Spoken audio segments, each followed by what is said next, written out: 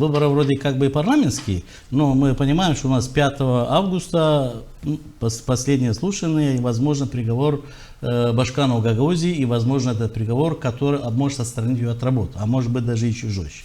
Я хотел бы что остановиться надо. Я скажу, что Евгения Гуцул, я ее знаю, мы общались, в принципе, не один год уже.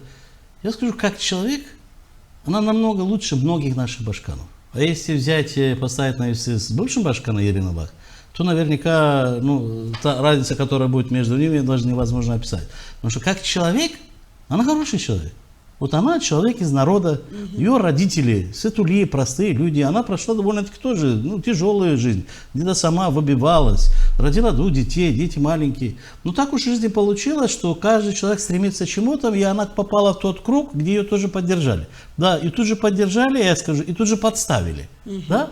И вот она оказалась Башканом Гагаузии, при этом нормальный, чисто душевно нормальный человек, не испорченный человек.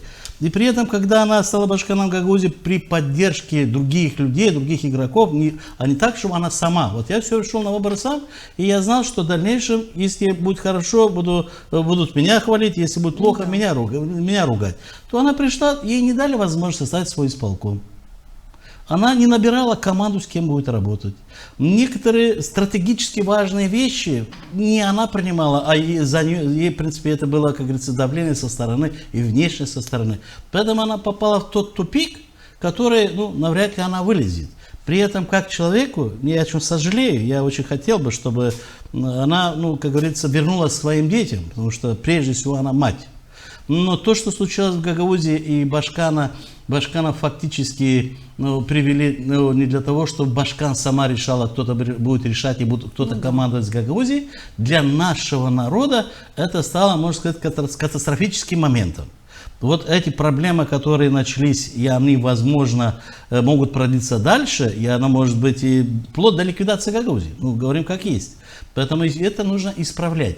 Не ругая ни Башкана, не ругая сегодня ни исполком, не возвращаясь к вчерашнему дню. Мы там уже ничего не исправим. Есть завтрашний день. Завтрашний день, сегодня четко понятно, что если Гуцул будет приговор, будут назначены новые выборы.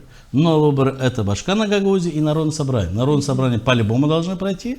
Ну а если будет приговор Гуцул, то будут и башканские выборы.